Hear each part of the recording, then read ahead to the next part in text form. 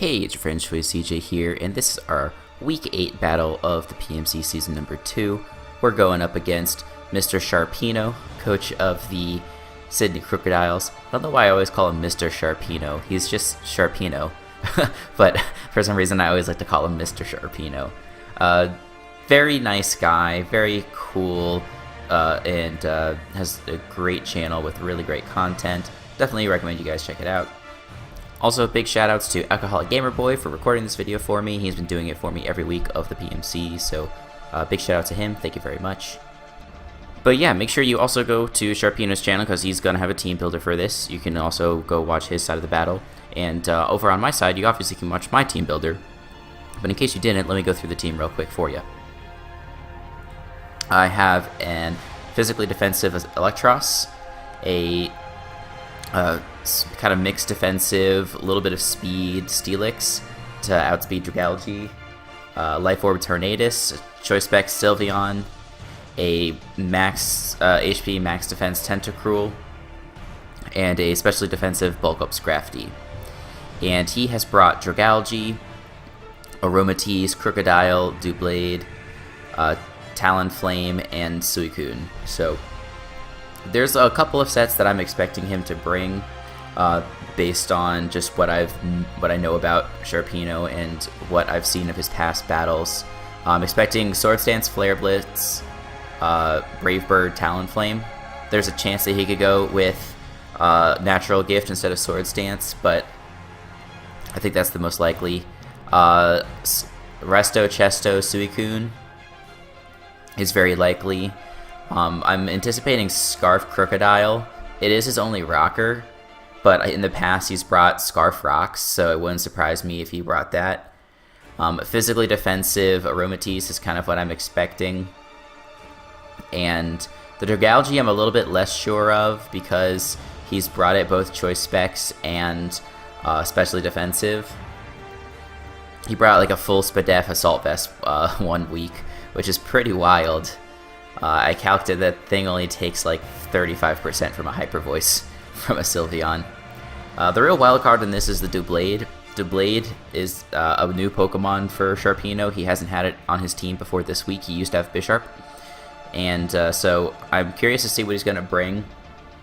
It's definitely his best check to Sylveon, so I'm kind of expecting a specially defensive set. But we're just going to have to see how the battle goes and play it out. Based on that assessment of his team, Talonflame is definitely a threat. I need to keep my Electros healthy to deal with that thing. And if it's at +2, a full health Steelix can take a Flare Blitz with my EV spread. But, you know, I'd obviously rather not be in that situation. But it's going to be important to preserve my Mons for that just in case. It's also going to be the same as Scarf Krookodile. It's if I, like, for example, if I lose Steelix, then in Sylveon, he's going to be able to, or and also Scrafty, he can just go for knockoff spam against my team and do pretty well. If I lose my 2 flying and levitating Mons, he can just go for Earthquake and sweep my team. So he definitely has some threats that I'm going to have to play around.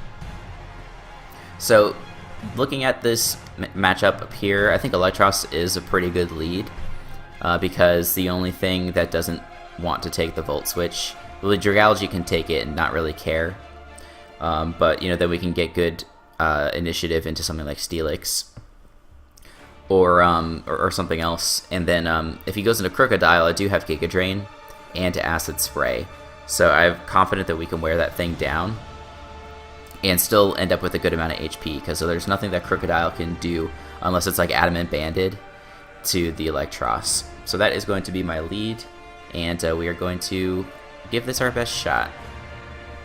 So good luck, have fun, Sharpino. He's issuing the challenge, and it's time to go. Let's rock.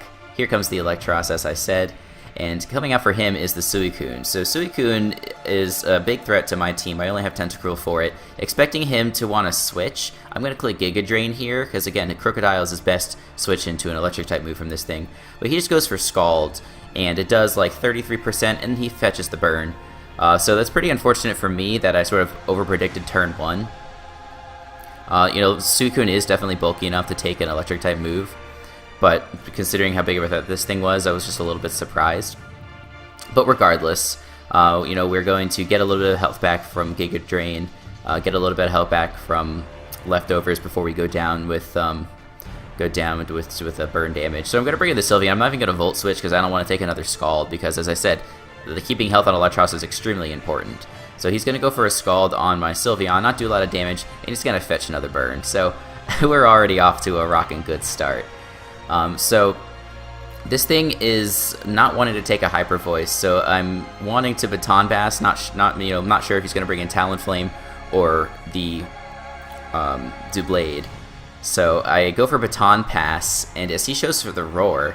So again, I'm kind of getting, don't want to say I'm getting outplayed, but I am over predicting, because that Suicune would have taken like 65 to 70% from a Choice Specs Hyper Voice. So there's just no good reason to stay in. And the Roar is a great move in combination with some hazards, but all he's doing is like flipping my team around and being mildly inconvenient. So I definitely am on the back foot because I've got 2 Mons that are burned, and there's nothing I can do about it. So I do go for the Acid Spray with the Tentacruel to get this thing's special defenses down a little bit. Just because, again, this Pokemon is a problem, and I'm really struggling to deal with it already. So I did think that he would switch on out of here, and so I go for the Giga Drain, but he brings in the Dragalge. As I mentioned, I was expecting the Krookodile, but Dragalge was definitely the right play. Props to Sharpino for that. But I do know that we can outspeed this thing, so I am going to go ahead and Volt Switch on out of here, and I am going to go into my Steelix. The Steelix is going to be able to set up rocks pretty safely against this thing, because he could burn something like Focus Blast, but we should live one for, considering we're at full HP. And I know that on the next turn we can outspeed it and get off a really big hit with the Earthquake. So I'm going to go ahead and Mega Evolve up in here. It sounded like DMX in this recording. So we're going to get up our rocks, as I mentioned. Rocks are obviously very pivotal whenever you're playing against a team with a Talonflame, so that's why I prioritize them here. And as he goes for the Scald, Scald is a move that I should have expected, but I hate to admit that I did not. But I can follow up with an Earthquake. I did show that I am faster than him. It doesn't do quite as much as I expected. He must have a little bit of defensive investment. By my calcs, the Earthquake should have done like 89% minimum, which probably still wouldn't have been enough to kill without a roll, because the Volt Switch did like 3 or 4%. But he is going to switch on out because he knows that another Earthquake will kill him, and it'd be useful to have sack fodder later on. I go for Heavy Slam in case he wanted to switch into something like Talonflame on a predicted Earthquake. But he goes into the Suicune instead. Great play. So I'm going to have to switch on out of here, and I bring in my Tentacruel. Tentacruel is a very, very hard stop to this thing. And again, if it's the set that I'm expecting, there's really no way that he's going to be able to threaten me. He catches his 3rd burn of the game, and I'm just I'm a little feeling a little stressed out at this point, because all of my good defensive Mons are starting to get whittled awfully quick. And so I go for the Acid Spray as he goes for the rest. And as you'll see here in a moment, he is going to show the Chesto Berry. So it's the exact sec that I expected, but he is at -2 special defense, so I can continue to spam Acid Spray and eventually get to the point where Sludge Wave can 2-hit KO. It's crazy, even without any special defense investments, Suicune's just so bulky. So he's going to switch on out of here, and he's going to make a pretty good play into his Doublade, because it is going to be immune to the Acid Spray. And again, I wasn't quite sure what set this was going to be. I was expecting it to maybe be Swords Dance, and so if that were the case, in retrospect, a nice play would have been actually to stay in with the Tentacruel, because there's not really a good set of moves that Doublade can run that does a lot of damage to Tentacruel. It resists Gyro Ball, it resists Sacred Sword, and something like Shadow Sneak is not going to do a ton of damage. But instead I go into my Tornadus because I know I can land a fat Dark Pulse on this thing. And as you can see, it's going to bring it down very low, probably to about 5%. But then he's going to go for a Gyro Ball. For some reason, I didn't expect Gyro Ball. I was looking at the standard sets, and it typically brings Iron Head, but that's, no reason to overlook Gyro Ball, so that's my bad. So I bring in the Scrafty because I want to go for Knockoff. A little to my surprise, did I realize that I didn't actually bring Knockoff on my Scrafty. I could have sworn that I did, and would have been easily able to kill this Doublade. But because of that, my only other moves are Drain Punch and Poison Jab, so I literally have nothing to hit the Doublade with on my Scrafty. So I have to double into my Tentacruel. He goes for Gyro Ball, and it actually does a lot of damage. And with the following Shadow Sneak, he's going to be able to kill my Tentacruel. So I'm in a really crappy spot just because of that misplay. I could have sworn that I had Knockoff on my Scrafty, but I think when I was preparing my team, I just made a mistake. Now I have to bring in my Steelix. It can easily take a Shadow Sneak, without fainting, but now my Steelix is extremely, extremely whittled. And things are looking tough. So he's going to bring in the Talonflame. He is going to go for the Flare Blitz, as you can see. I clicked Rock Slide. I think in retrospect, well, no, Rock Slide was the right play, because if he had gone for Swords Dance and I Earthquaked, I would have been really screwed. Like, I could have gone for Earthquake if I expected a Roost, but I would rather go for Rock Slide and still do like 50% to it, and not risk him getting up to a huge amount of HP. So now he is going to go for Roost, facing down my Electros, and this is actually a nice move for him because it removes his flying typing, and as a result, my Thunderbolt's only going to do like 50% or so. And I do get my leftovers, but I do get burned, and every little sliver of HP is counting up, because again, this Electros is the only thing that I have that can take a hit from the Talonflame. And so he is going to Roost again, and I'm going to show the Acid Spray on my Electros as well. So with this move here, he will be in range of a Thunderbolt even from full HP without his flying typing. So knowing this, he is going to switch on out. Good move, Talonflame is definitely his win condition here. He's going to go into the Dragalge, and again, sacking this thing off is definitely a smart play. I'm going to go for the Thunderbolts, and he will take out the Dragalge. So we've killed Doublade, and we've killed Dragalge, but we only have Electros, Sylveon, and Scrafty in the back. So we still have an uphill battle facing down the likes of Krookodile, Talonflame, and this Aromatisse, and also the Suicune that he has. I'm going to click Volt Switch because I want to go out into my Sylveon. But he's going to make a nice move and go for Protect. And again, this is just another little bit of chip damage on my Electros. It's slowly falling out of range where it can take a Flare Blitz from an unboosted Talonflame. So he might go for Double Protect, but I am going to go for Volt Switch again. And I'm going to bring in my Sylveon. Volt Switch is really nice because that little bit of chip damage means that Sylveon comes in and literally gets a kill here. Well, maybe not on Suicune. I don't remember precisely what the HP was on the Suicune. He's going to go for the Moonblast. It shouldn't do a whole lot to my Sylveon, because even though I'm offensive, Aromatisse is just generally pretty weak. And so you can see I'm at like 45% HP, and I'm going to take additional damage from the burn. These burns are really racking up. They're really killing me. It may not have made a difference in the long, or it might have made a huge difference in the long term, but just, every single little turn adds up. So I do kill that Aromatisse one shot, and Talonflame comes in here, and I do go ahead and let him revenge me.